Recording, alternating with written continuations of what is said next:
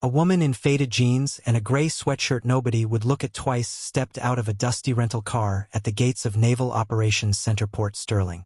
She carried one small backpack and wore boots that looked like they'd walked 1,000 miles. The guard barely glanced at her ID before waving her through. Two sailors stood near the entrance drinking coffee. Another temp worker, one said with a smirk, "Hope this one lasts longer than a week." They laughed as she walked past them into the fog rolling off the Pacific Ocean. Nobody knew who she really was. The woman they were ignoring wasn't some random office helper. She was Vice Admiral Catherine Hayes, about to take command of the entire base. She had guided ships through dangerous waters where one wrong move meant disaster. Officers in Washington spoke her name with respect. Sailors told stories about her like she was some kind of legend. But that morning, none of it showed. Her visitor badge said Civilian Contractor Support. She'd asked for it to say exactly that. Catherine walked through the main building where phones rang and people hurried past carrying stacks of papers.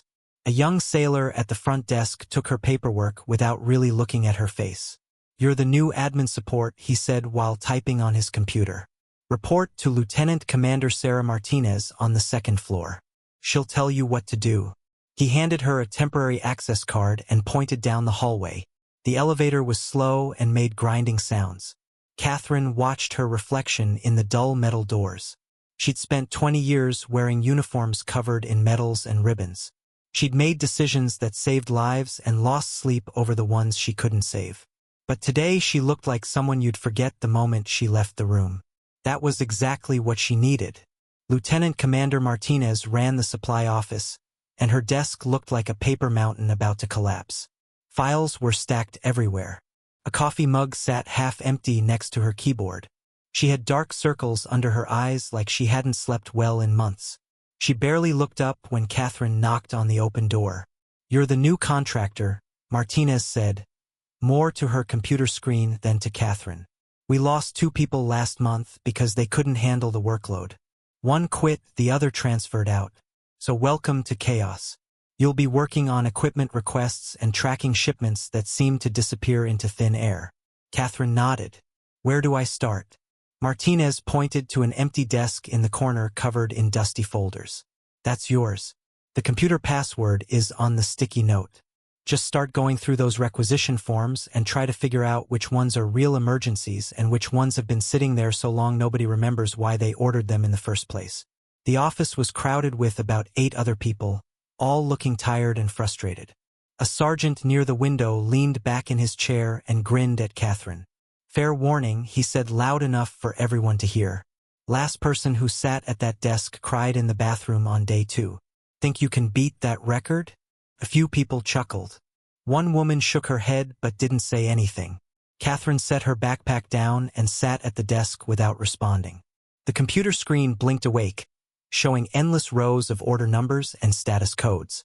Behind each number was someone waiting for equipment they needed to do their job. She began scrolling through the files, listening to the conversations around her. "This system makes no sense," someone muttered across the room. "Who designed this thing? Someone who's never actually ordered supplies before." Martinez sighed heavily. "Just do your best. Flag anything that looks wrong.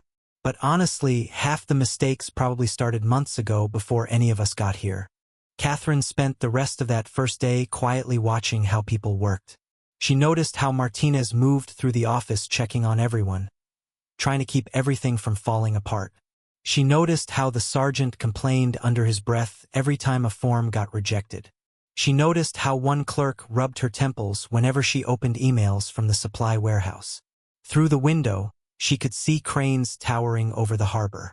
Ships sat at the docks, some looking ready to sail, others clearly waiting for repairs. Trucks sat in a parking lot nearby, a few missing tires, some with hoods propped open. Everything looked like it was barely holding together. Nobody asked her opinion. Nobody asked her name beyond what was on her badge. She was just another person thrown at a problem too big for anyone to fix. And that was fine with her. From where she sat, she could see all the cracks in the system. She could see where things were breaking down. If she could understand the problems clearly, she'd know exactly where to start fixing them. But first, she needed to stay invisible just a little longer. Catherine's second week at Port Sterling started in a cramped meeting room that smelled like burnt coffee and frustration. Lieutenant Commander Martinez had asked her to sit in the back and take notes during the weekly coordination meeting. "Just observe and write down anything important," Martinez had said. "Don't worry about speaking up." The room filled with officers shuffling folders and checking phones. Commander Frank Dalton stood at the head of the table looking annoyed before the meeting even started. He slapped a thin booklet onto the table. "Has everyone seen the new operational procedures?" he asked. "Whoever wrote these has clearly never worked on an actual base. They want us to add 3 more approval steps to every equipment request. Like we don't have enough paperwork already." Another officer laughed. "Probably some committee in an office building somewhere. They sit around thinking up ways to make our lives harder." Catherine sat against the wall with her notebook open, pen ready. She'd written the first draft of those procedures in a secure room in Virginia, fighting to make them simpler and clearer. She'd argued for fewer steps, not more. But other people had added their changes, and by the time it was finished, it barely looked like what she'd started with. On paper, it was supposed to help. In this room, it was just another complaint. "Tell me about it," a captain said. "Last week, I tried to get replacement parts for our radar system. Took me 4 days just to figure out which form to use. By the time I submitted everything, half the forms had been updated and I had to start over." Dalton shook his head. "The people writing these rules have never been on a ship during a storm. They've never had to make a decision when lives are actually on the line. They just push paper and call it leadership." Catherine wrote it all down. Not to defend herself later, but to understand where her ideas fell apart when they hit the real world. She needed to know what worked and what didn't. After an hour, the meeting ended with nothing decided and everyone more frustrated than when they started. People filed out without noticing the woman in the back corner. That afternoon, Catherine grabbed lunch in the base cafeteria. Long metal tables filled with sailors and officers eating quickly before rushing back to work. She took her tray to a table near the windows and sat alone. Behind her, 2 pilots in flight suits were talking loud enough for her to hear every word. "Did you see the new training schedule?" one asked. "Someone clearly made this without understanding how crew rest works. They want us flying at 6 in the morning, doing maintenance checks at noon, and running drills until 8 at night. When exactly are we supposed to sleep?" His friend snorted. "I'd love to meet whoever designed this. Bet they've never been in a cockpit in their life. Probably just looked at a calendar and filled in boxes without thinking about human beings." Catherine paused with her fork halfway to her mouth. She'd drawn up a version of that schedule on a whiteboard months ago, trying to balance readiness requirements with crew health. It was supposed to give people more rest, not less. But somewhere between her plan and what actually got printed, something had gone wrong. She set her fork down and listened as they kept complaining. They never once looked over at the quiet woman eating alone a few feet away. After lunch, Martinez handed her a stack of forms with red priority stamps all over them. "Take these down to the vehicle depot and get them signed by Master Sergeant Fletcher," she said. "Good luck. He's not exactly friendly with people from supply." The depot smelled like motor oil and hot metal. Vehicles filled the garage bays, some up on lifts, others torn apart with pieces laid out on the floor. Master Sergeant Owen Fletcher stood in the middle of it all with a clipboard, barking orders at his mechanics. He looked up when Catherine approached, and his expression immediately turned skeptical. "Let me guess," he said before she could speak. "More promises from supply that the parts are definitely coming this time. I've heard it before. I'll believe it when I see boxes actually show up." Catherine held out the forms. "These are to confirm the requisitions so we can move them up the approval chain faster." Fletcher took the papers and scanned them, then shook his head. "I'm not signing these. You people have no idea what it means when these vehicles just sit here broken. You want me to say everything's fine so someone can check a box?" He pushed the clipboard back toward her. "You look new. Here's some advice. Don't mess with fleet vehicles unless you actually understand what happens when they can't move. Amateurs shouldn't be closing out requests like this." A couple mechanics nearby grinned. clearly enjoying watching their sergeant give the supply office grief again. Catherine didn't react. She kept her voice calm. "I'm not asking you to lie, Sergeant. I'm asking what you need on paper so we can stop pretending parts are sitting in a warehouse when they're not." Fletcher's eyes narrowed like he was trying to decide if she was serious. "We need honest status reports," he said finally. "Not optimistic guesses. We need someone to stop letting the warehouse mark things as shipped when they haven't even been ordered yet. And we need leadership to understand that when a truck doesn't run, it's not just a number on a spreadsheet. It's a mission that won't happen." She nodded slowly. "Then let's start there. What's the most critical vehicle right now?" He studied her for a long moment, then pointed to a large transport truck with its hood open.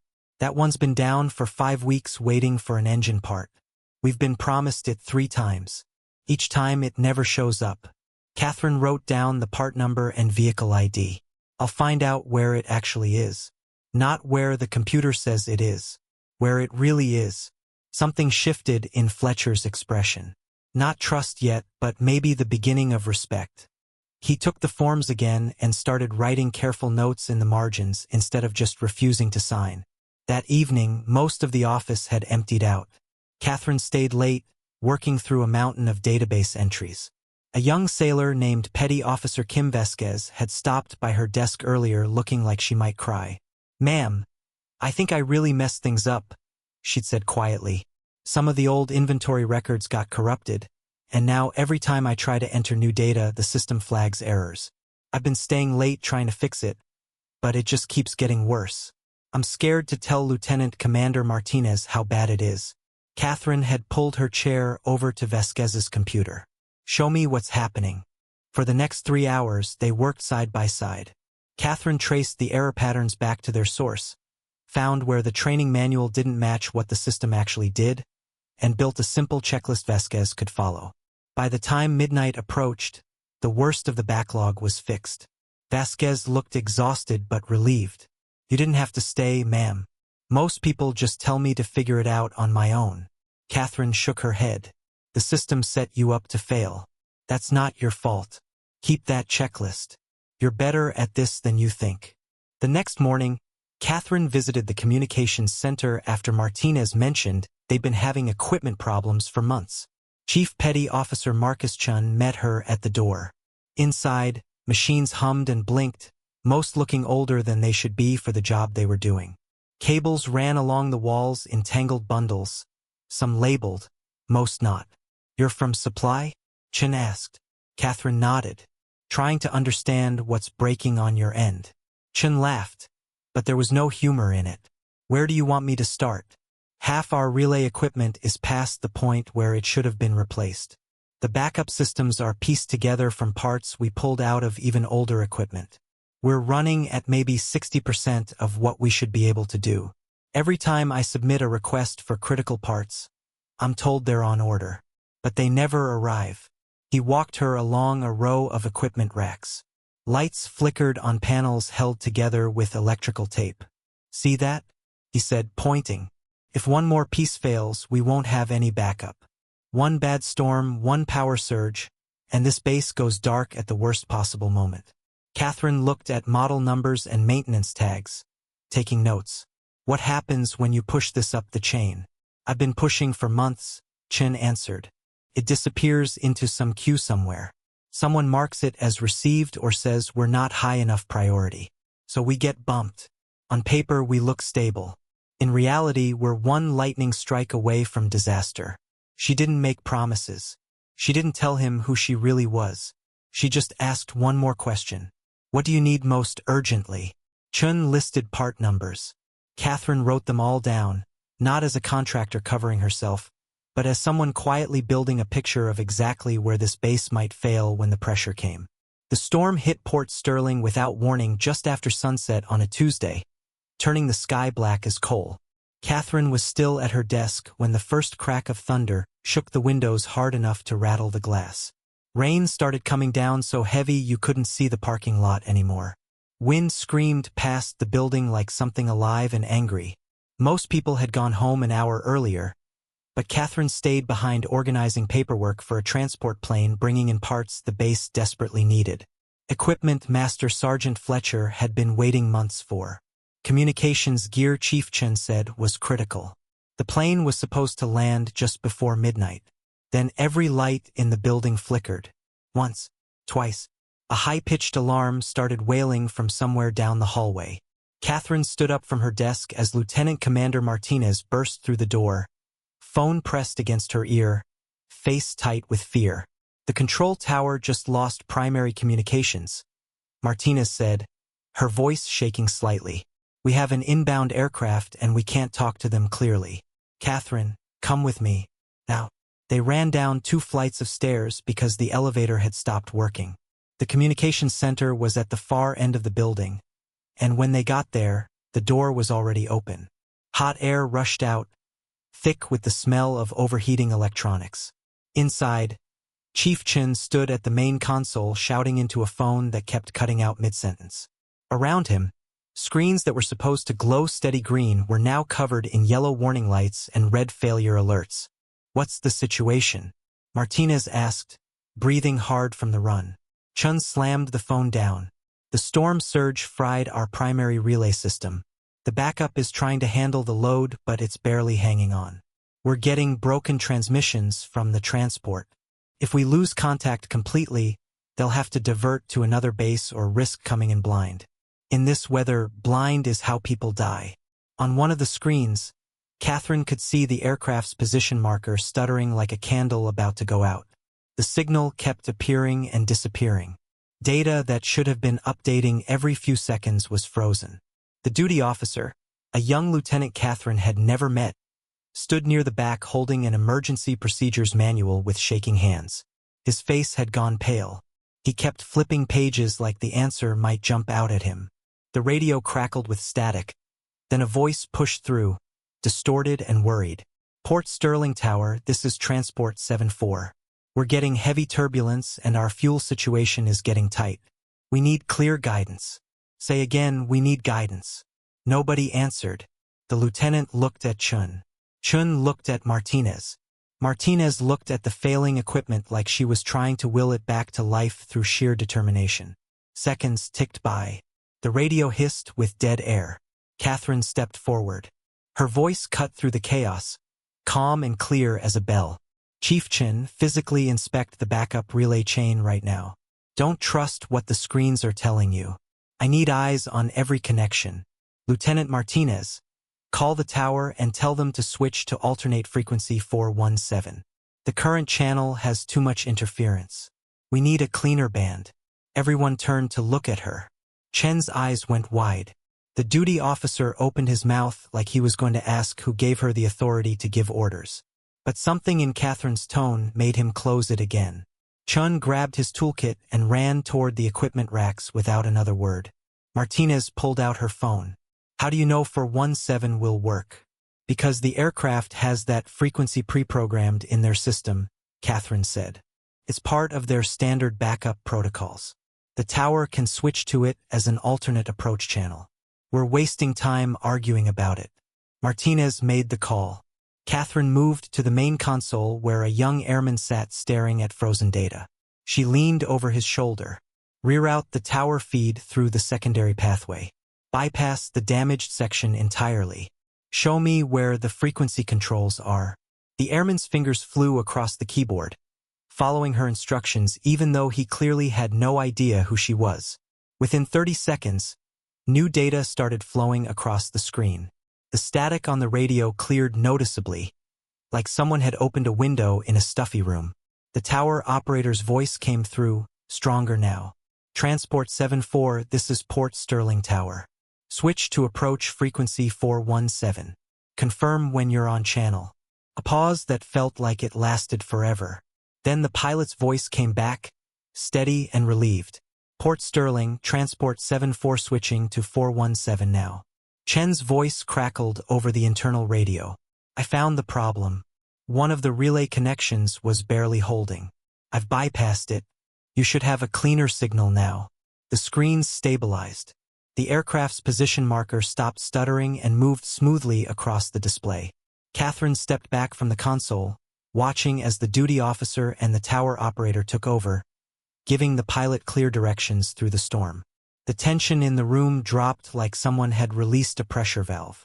Martinez stared at Catherine like she was seeing her for the first time. "How did you know all that? Where did you learn to do that?"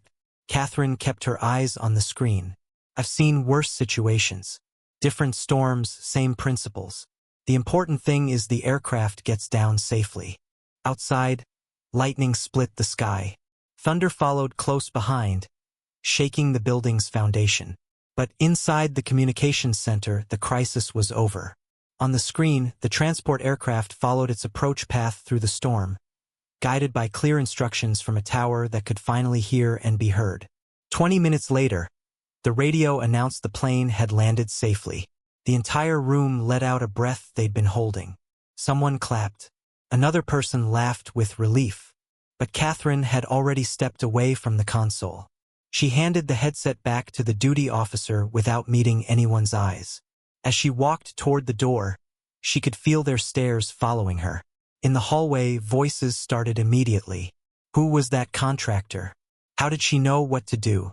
Where did she learn to command a crisis like she'd done it 1,000 times before? The questions followed her like shadows, but Catherine didn't stop to answer them. Not yet. By morning, though, everyone would know. Dawn broke clear and cold over Port Sterling. The storm scrubbed away like it had never existed. Catherine hadn't slept. She'd spent the night in a small office preparing for what came next. At 5 in the morning, she'd finally changed out of her civilian clothes and into her dress white uniform. Every ribbon, every medal, every mark of rank placed exactly where it belonged. The 3 silver stars of a vice admiral gleamed on her shoulders under the fluorescent lights. She looked at herself in the mirror one last time, then walked out into the hallway that was just starting to wake up. By 7, the entire base stood assembled on the main parade ground in perfect formation. Rows and rows of sailors and officers in their dress uniforms, standing at attention. Word had raced through the barracks overnight that something big was happening. The mysterious contractor who'd taken command during the storm had vanished. In her place, rumors spread that a new base commander was arriving, some admiral from Washington with a reputation that made senior officers nervous. Nobody expected what happened next. From the side of the parade ground, Catherine walked into view wearing her full uniform. The light caught her admiral stars, making them shine like small suns. For a heartbeat, nobody moved. Then recognition hit like a physical force rippling through the formation. Lieutenant Commander Martinez, standing near the front, went completely white. Her mouth opened but no sound came out. Master Sergeant Fletcher, who'd been standing with his mechanics, dropped the wrench he'd been holding. The metal clang echoed across sudden silence. The young corporal who'd waved Catherine through the gate 2 weeks ago without really looking at her face snapped to attention so fast and rigid, he looked like a statue carved from stone. The base public affairs officer stepped up to the microphone, his voice shaking slightly. "Ladies and gentlemen, Vice Admiral Catherine Hayes, assuming command of Naval Operations Center Port Sterling."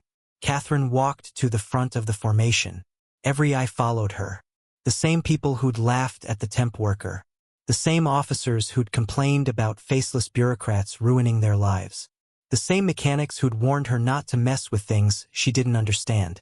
All of them watching the woman they'd ignored, realizing who she'd been the entire time.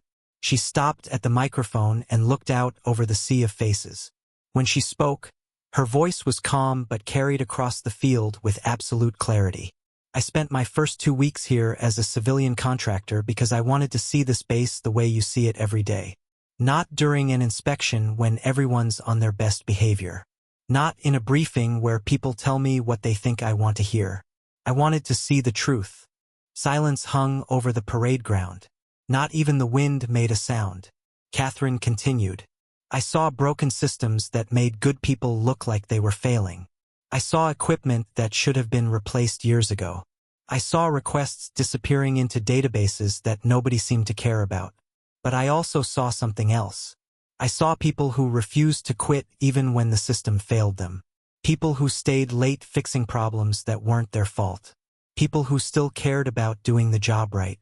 She paused, letting her words sink in. Then she called out 3 names. Lieutenant Commander Sarah Martinez, front and center. Martinez marched forward, her steps precise despite the shock still written on her face. She stopped 3 paces from Catherine and saluted sharply. This officer held the supply system together when it should have collapsed, Catherine said, her voice strong. She fought for her people even when nobody was listening. She never stopped trying to make things better. Effective immediately, she'll be leading our new logistics reform initiative with full authority to cut through the red tape that's been choking this base. Applause started somewhere in the formation and spread like wildfire. Martinez's eyes were shining as she saluted again and returned to formation. Next, Catherine called Master Sergeant Owen Fletcher. The tough mechanic who'd refused to sign her forms walked forward looking stunned. Catherine's voice softened slightly but stayed firm. When this base needed vehicles running, this man didn't wait for permission or perfect conditions. He did what needed to be done with whatever he had. He'll now oversee our maintenance operations with direct access to procurement. No more parts disappearing. No more vehicles sitting broken because paperwork got lost. Fletcher's salute was crisp, and for the first time since Catherine had met him, she saw him smile. Finally, she called Chief Petty Officer Marcus Chin. The communications specialist approached with his head high, though his hands trembled slightly at his sides. Chief Chun kept our communications alive with equipment that should have failed years ago, Catherine said. He warned us about problems nobody wanted to hear about. He was right. He'll lead our technical systems upgrade with a budget and authority to make real improvements, not just temporary patches. Chen's salute was sharp and sure. As he returned to formation, Catherine turned back to address everyone. From this moment forward, we solve problems instead of accepting them. We speak truth instead of hiding behind reports that make us look good. We take care of our people and our equipment before either one breaks. That's not a suggestion. That's how we operate now. Commander Frank Dalton, the officer who'd complained about procedures in the meeting room, stepped forward from the formation. His right hand came up in a salute that was crisp and genuine, so different from how he talked about nameless desk warriors 2 weeks ago. His face had gone red, but he held Catherine's gaze. "Ma'am," he said, his voice carrying across the field, "we understand. You have our full support." Then, like dominoes falling, the rest of the base followed. One by one, then all together, thousands of hands rose in salute. The sound of boots snapping together rolled across the parade ground like thunder over water. It echoed off the hangar walls, bounced across the harbor, rang against the hulls of ships docked at the pier. The kind of sound you felt in your chest rather than just heard with your ears. Catherine returned every salute, her movements precise and deliberate. She looked across the formation, meeting eyes with people who dismissed her, ignored her, even mocked her. Now they stood at attention, united not by fear but by something harder to create and more valuable. Respect earned through truth. The Navy hymn began playing from the band, the notes solemn and powerful. Not a single person moved until the last note faded into the salt air. 6 months later, Port Sterling had been completely rebuilt from the inside out. The supply system that used to lose orders now tracked every item with perfect accuracy. Lieutenant Commander Martinez, promoted to full commander, ran the operation with a team of people who believed their work mattered. The vehicle depot led the entire region in readiness scores. Master Sergeant Fletcher's mechanics took pride in their work instead of fighting against broken processes. Chief Chen's communications center had brand new equipment, and uptime had stayed at 100% for 23 weeks straight. The corrupt supply officer who'd been marking shipments as delivered when they never left the warehouse got caught in the first audit. He was court-martialed quietly and removed from service. When people heard about it, they didn't panic. They felt relief. The rot was finally gone. Morale climbed higher than the oldest sailors could remember. People started staying late not because they had to, but because they wanted their work to be excellent. The mess hall felt different, lighter somehow, with real laughter instead of bitter jokes. Even the guards at the gate stood straighter, snapping sharp salutes whenever Admiral Hayes drove past. Catherine never mentioned her undercover time again. She didn't need to. Her presence carried the memory of it everywhere she went. She led quietly, asking questions instead of just giving orders, listening before deciding, trusting the people who did the actual work. When she praised someone, it meant something because everyone knew she'd seen the hard parts firsthand. Under her command, Port Sterling stopped being just another struggling base. It became a place people were proud to serve, rebuilt not through punishment or fear, but through honesty and a leader who'd cared enough to walk among them first before asking them to follow.